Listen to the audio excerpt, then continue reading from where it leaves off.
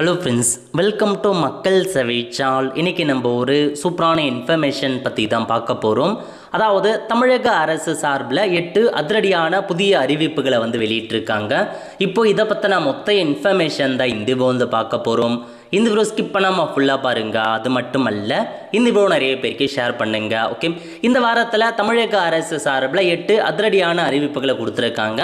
முதல் அறிவிப்பு என்ன அப்படின்னா, ஹெஜ் பயணத்திற்கு விண்ணப்பிக்கலாம் அப்படின்னு சொல்லியிருக்காங்க. அதாவது நிறைய பேர் ஹெஜ் பயணம் செய்வாங்க. அதுக்காக தமிழக அரசு மானியம் கொடுப்பாங்க.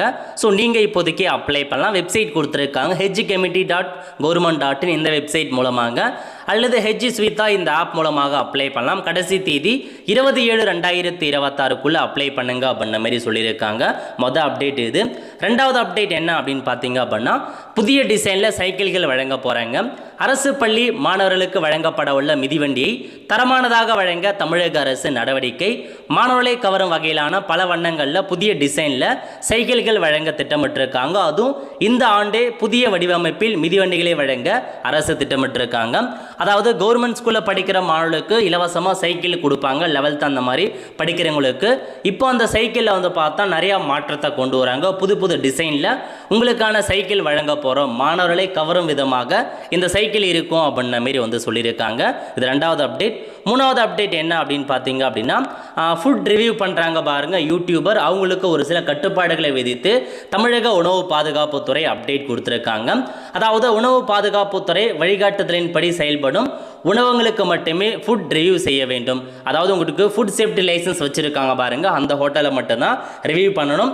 ரிவ்யூ செய்யும் முன் உணவகத்திற்கு உணவு பாதுகாப்புத்துறையின் உரிமம் உள்ளதா என்பதை சரிபார்க்க வேண்டும்.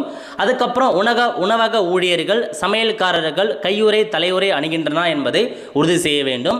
உணவகத்தில் உணவு சுகாதாரமான முறையில் தயாரிக்கிறார்களா என்பதை யூடியூபர்கள் உறுதி செய்ய வேண்டும்.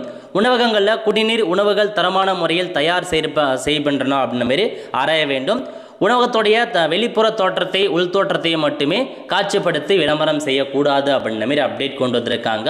ஸோ ஃபுட் ரிவ்யூவர்ஸ்க்கு இந்த ஒரு அப்டேட்டை உணவு பாதுகாப்புத்துறை கொடுத்துருக்காங்க. இதெல்லாம் கடைபிடிங்க அப்படின்ற மாரி.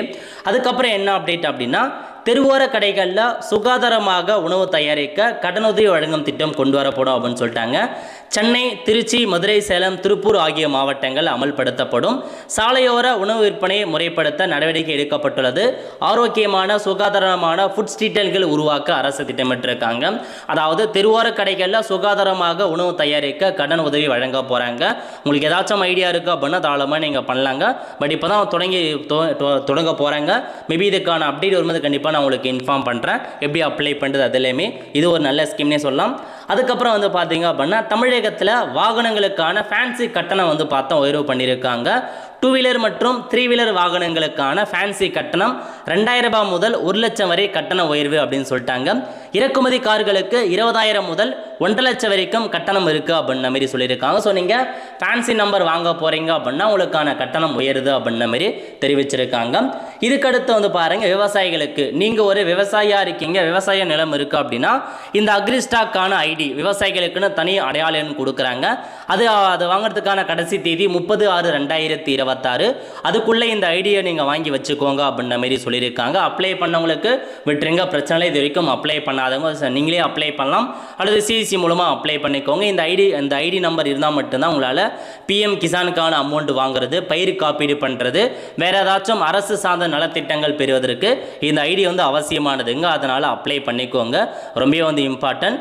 அருகிலுள்ள இ-சேவை சிஎஸ்சியில் அப்ளை பண்ணலாம் அல்லது நீங்களே ஆன்லைன் மூலமாக அப்ளை பண்ணலாம் அப்படின்ற மாதிரி தெரிவிச்சிருக்காங்க.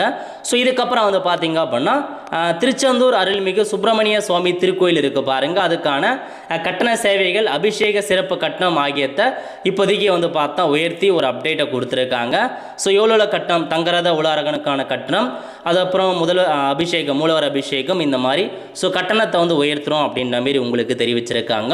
இது இல்லாமல் பார்த்தீங்கன்னா, தமிழக அரசு சார்பில் தாய்மாமன் தங்கமோதனம் அப்படின்ற ஒரு திட்டத்தை அறிவித்து தமிழக அரசு அரசாணை ரிலீஸ் பண்ணிட்டாங்க. இந்த ஸ்கீம் யார் யாருக்கெல்லாம் கிடைக்கும் இதை பற்றின மொத்த இன்ஃபர்மேஷன் நம்ம சேனலில் வீடியோ போட்டிருக்குங்க. அதாவது நீங்கள் தமிழகத்தை சார்ந்தவங்களாக இருக்கும் அரசு மருத்துவமனையில் பிறக்கிற குழந்தைகளுக்கு 1 கிராம் தங்க மோதிரம் வந்து கொடுக்குறாங்க. தாய்மாமன் அந்த தங்க மோதிரம் திட்டம் தாங்க இது. இதுக்காக உங்களுக்கு 755 கோடி ரூபாய் நிதி ஒதுக்கீடு செஞ்சுருக்காங்க. 22/6/2026 முதல் பிறந்த குழந்தைகளுக்கு 1 கிராம் தங்க மோதிரம் வந்து கிடைக்க போகுது. அதுக்கான எல்லாமே வந்து பாஸ் பண்ணியிருக்காங்க ஜியோ எல்லாமே. ஸோ இப்போதைக்கு இதுதாங்க இந்த 2 to 3 டேஸில் அப்டேட் வந்திருக்கிறது.